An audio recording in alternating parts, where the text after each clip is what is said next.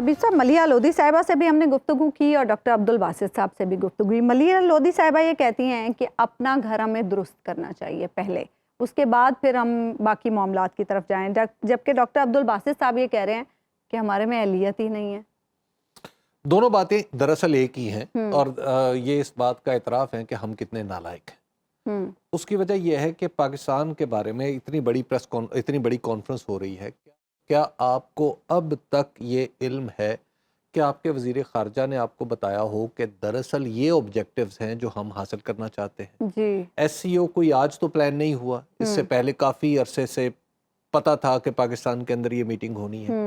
हमने अपने तौर पर ख़ारजा उमूर की वजारत को, अपनी दीगर वजारतों को कितना गाइड किया कि हमें क्या करना चाहिए।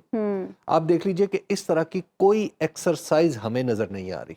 दूसरी बात यह है कि पाकिस्तान के अंदर जो पाकिस्तान की वजारत ख़ारजा है या पाकिस्तान की जो ख़ारजा पॉलिसी बनाने वाले लोग हैं, उन सब के बारे में हमें ये तो पता है कि ये भी बनाता है, ये भी बनाता है, ये भी बनाता है, लेकिन ये नहीं पता कि ये कब बनाते हैं और कैसे बनाते हैं और क्या बनाते हैं। हमें हमेशा हमने ये देखा है कि हम रिएक्टिव मोड में रहते हैं, यानी वाकया कोई हो जाता है तो हम उस पर रिएक्शन देते हैं बजाय इसके कि खुद अपनी को पॉलिसी बनाकर आगे बढ़ने की कोशिश करें। और ये आज का मसला नहीं है।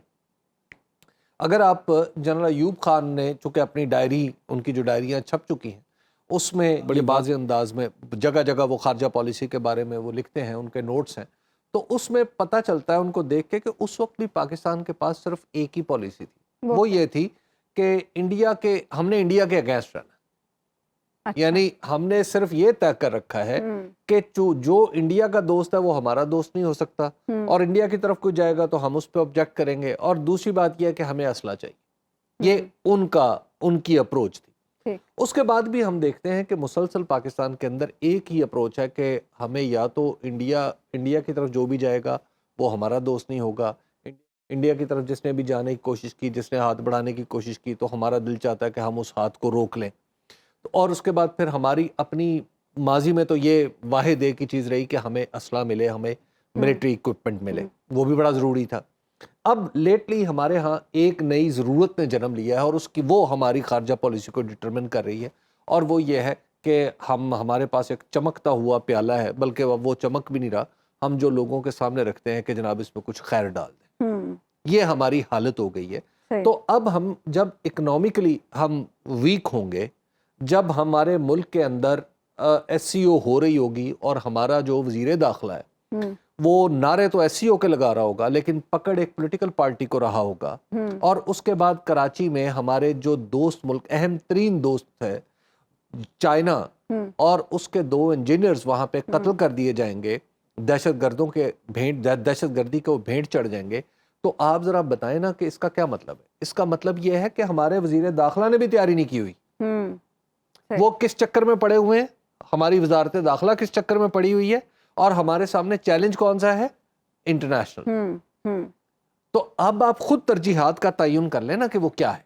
तो जब ऐसी सूरत हो तो सबसे पहले तो हमें ये एतराफ़ करना चाहिए कि जनाब हम कहीं मिल बैठे और हम अपने ऑब्जेक्टिव 1, 2, 3 करके तय करें। उसके बाद फिर आपको एक खारजा पॉलिसी कम से कम हमें पता हो कि हमारे ऑब्जेक्टिव्स क्या हैं। यानी अभी जो हम बात कर रहे हैं कि अफगानिस्तान के साथ हम ये नहीं तय कर पा रहे कि अफगानिस्तान हमारा क्या है। एक दिन हम उनके एक महाजरीन को हम निकाल रहे हैं, दूसरे दिन हम कह रहे हैं अच्छा चलो जरा ठंडे हो जाते हैं, तीसरे दिन हम बॉर्डर बंद कर रहे हैं, चौथे दिन हम वीजा लगा रहे हैं। हमें समझ ही नहीं आ रही कि हमने अफगानिस्तान के साथ क्या करना है। यानी हमारा एक पड़ोसी जिसकी जिम्मेदारी दुनिया हम पे डालती है, ठीक है, और हम उसके साथ अपने मामला सेटल नहीं कर रहे, तो आप बताएं ना कि हमें कौन लायक कहेगा। अब जो हमें करना चाहिए ना, आज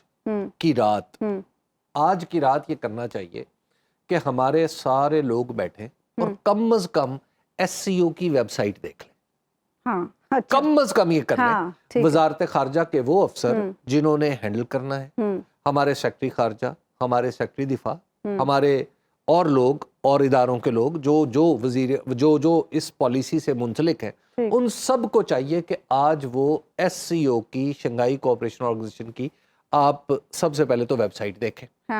उसके बाद ये देखें कि ये बनी कब थी, ہاں اس کے بعد یہ دیکھیں کہ کیا پاکستان مقاصد کا اس میں سے- کیا کردار تھا، مقاصد کیا ہے اور اس کے؟ یہ دیکھیں کہ ہم اس سے فائدہ کہاں اٹھا سکتے ہیں۔ بالکل۔